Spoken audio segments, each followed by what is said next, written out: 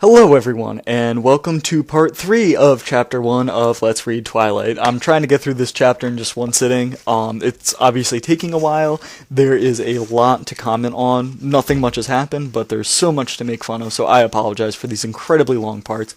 Hopefully the other chapters will be shorter. This one's about like 30 pages long, or on the upper level of that. So, we'll see. But anyway, just to recap, Bella went to school. She hates everything. She hates Forks specifically. She's looking at a bunch of people who have the audacity not to stare at her, and she's just kind of describing them in creepy detail. But let's hear. I'll start from the previous paragraph. Though their noses, all their features were straight, perfect, angular, blah blah blah. But all this is not why I couldn't look away. I stared because their faces, so different, so similar, were all devastatingly, inhumanly beautiful. Okay? They were faces you never expected to see, except perhaps on the airbrushed pages of a fashion magazine, or painted by an old master as the face of an angel. I can see saying like an old painter, and I know that would be redundant, but like saying like, the painted face of Michelangelo, like the painted angelic face of the art of Michelangelo, or something a little better than that, But then again, that would require Bella having actually been well read, and of course, well, I guess painting isn't well read, but open a history book and you're bound to see that. And Bella claims to be well read, but she's not, or at least culturally aware. So let's see here. It was hard to decide who was the most beautiful. Maybe the perfect blonde girl, or the bronze-haired boy. They were all looking away from each other, away from the other students, away from anything in particular as far as I could tell. Angst. That's probably going to be a recurring theme, I bet. As I watched, the small girl rose with her tray. An open soda, unbitten apple. Imagery. And walked away with a quick, ungraceful lope that belonged on a runway. Oh, it was a quick, graceful lope. I apologize. I read that wrong. No kidding, I did actually read that wrong. I watched amazed as her lithe dancer's step. Yeah, because she really, she doesn't know how to describe an angelic face, but she knows what a lithe is. Dancer step till she dumped her tray and glided through the back door, faster than I would have thought possible. My eyes darted back to the others, who sat unchanging. Who are they? Italicized. I asked the girl from my Spanish class, whose name I'd forgotten, as she looked up to see who I meant, though already knowing, probably from my tone. Suddenly he looked at her. The thinner one, the boyish one, the youngest, perhaps. He looked at my neighbor for just a fraction of a second, and then his dark eyes flickered to mine. Okay? I can understand flicked, but flickered is kind of like, what a fire does. Like, if his eyes appeared and disappeared suddenly. He looked away quickly, more quickly than I could, though in a flush of embarrassment I dropped my eyes at once. In that brief flash of a glance, his face held nothing of interest. It was as if It was as if she had called his name, and he looked up in involuntary response, already having decided not to answer. My neighbor giggled in embarrassment, looking at the table like I did. That's Edward and Emmett Cullen, and Rosalie and Jasper Hale. The one who left was Alice Cullen. They all lived together with Dr. Cullen and his wife. She said this under her breath. 'Cause they're as far away as possible, so clearly they would hear her. God. I glanced sideways at the beautiful boy, who was looking at his tray now, picking a bagel to pieces with long, pale fingers. His mouth was moving very quickly, his perfect lips barely opening. Again, she gives us no context for what is perfect. She simply says, they are perfect. Like, that makes no sense. Same with, like, the perfect sky. Okay, I can't understand if she said it was cloudless, so she's giving us some kind of context for it, but the fact that she's simply saying they're perfect, all I can assume is if you have feminine features, long fingers, pale skin, basically, if you look like her, you're that makes perfect sense. Stephanie Meyer, genius characterization right there. Or shit characterization, because she's making this the hero. I could understand if this was taken in an ironic tone, but it's not. It's supposed to be played seriously. We're supposed to identify with Bella. We're supposed to support Bella. We're supposed to feel bad for Bella. And she's a egotistical bitch.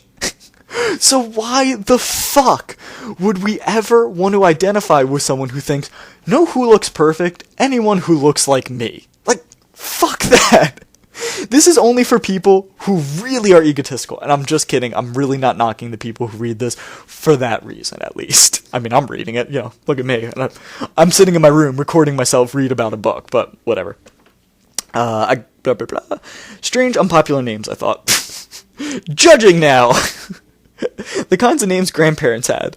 But maybe that was in vogue here. Small town names? I finally remembered that my neighbor was called Jessica, a perfectly common name. There were 2 girls named Jessica in my history class back home. That was the most inane, random line of thought I could ever have read, I believe. But, maybe the book will one-up this soon.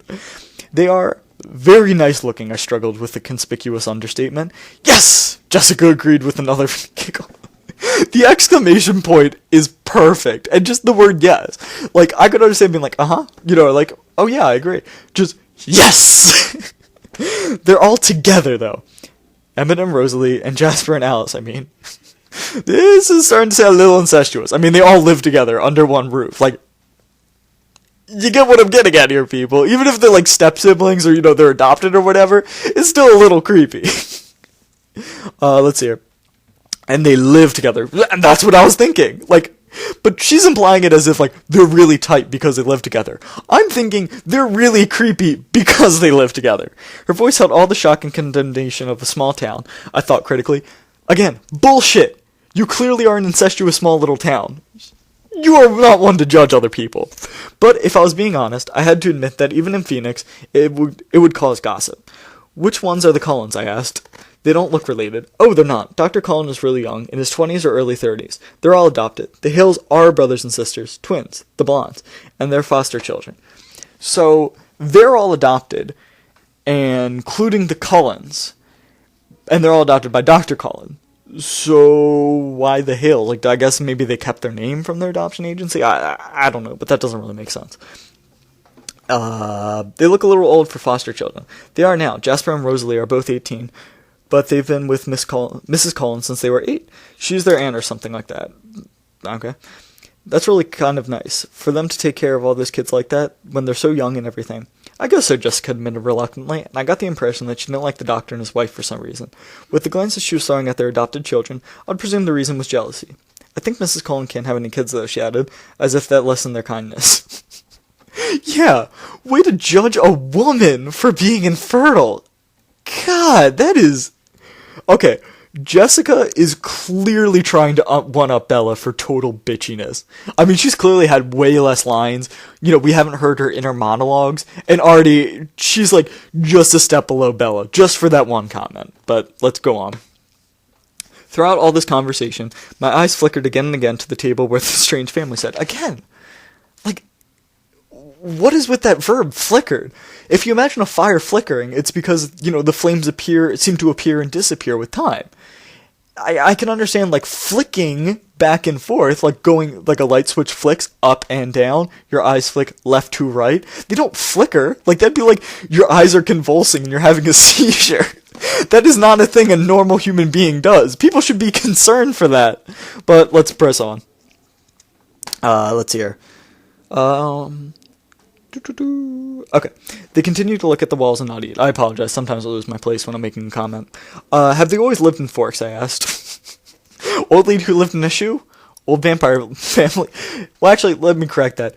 Young vampire family who's also incestuous that lives in Forks. Makes the old lady in a shoe look actually kind of reasonable at this point. Surely I would have noticed them in one of my summers here. No, she said in a voice that implied it should be obvious, even to a new arrival like me. They just moved down 2 years ago from somewhere in Alaska. Okay. I felt a surge of pity and relief. Pity because, as beautiful as they were outsiders, clearly not accepted. Relief that I wasn't the only newcomer here, and certainly not the most interesting by any standard. She's saying they're not accepted simply on the fact that the bitchy girl who's willing to judge someone because she's infertile... She is the standard of the entire town. This is a terrible town. I'm gonna have to kind of side with Bella on that. If that's really... But, you know what, though? She's going from one opinion. So, you know what? Fuck that. Bella's still a bitch. And, you know what? I know I'd said before I had said I'm gonna do a, this doesn't make sense count. No, we're going on a Bella is a bitch count. Because clearly that is coming up way more often than, that doesn't make sense. Or at least I'm not voicing it audially. Because... certainly you can figure out what doesn't make sense for yourself. Let's see here. As I examined them, the youngest, one of the Cullens, looked up and met my gaze, this time with evident curiosity in his expression. This already happened. They clearly already met their gaze. She talked about this. This isn't a shocker. It's like saying, we looked at each other, And then we resumed the conversation. And then we looked at each other. Like, it only holds substance if you're doing it once as a dramatic turning point in a relationship. God, people. Well, not people. I apologize. You viewers, I appreciate you listening. Well, you're not really viewing, except for the pictures, but I appreciate you listeners, more so, hearing me out on this. But seriously, like, Stephanie Meyer, figure out how to fucking write before you write a book. And, oh yeah, we still have 3 more books to go after this. We're not even in the first chapter. This is going to be a long one, but let's press on. I totally lost my place. I apologize, people. One moment. We'll just start from here. Which one is the boy with the reddish brown hair, I asked. I peeked at him from the corner of my eye. Oh, wait, sorry, I'm going to have to cut that part out. As I looked swiftly away, it seemed to me that his glance held some kind of unmet expectation. Clearly, this Cullen, who I'm going to assume is Edward, since, she's making a big deal out of it, wanted to have a staring contest with Bella, and she did not meet his expectations. She dishonored him. The Cullens have standards. As incestuous as they might be, even they have standards. Clearly based on innocuous games like, staring contests. Which one is the boy with the reddish brown hair, I asked. I peeked at him from the corner of my eye, and he was still staring at me, but not gawking like the other students had today. Again, that word. It's so random. He had a slightly frustrated expression. I looked down again. Yeah, because you didn't do a staring contest with him. I'd be mad too. Someone new comes to my school, I want to have a staring contest. You gotta figure out their strength, Willpower. That's Edward. He's gorgeous, of course, but don't waste your time. He doesn't date. I think that's actually ripped directly from, or actually the movie ripped that directly from the book.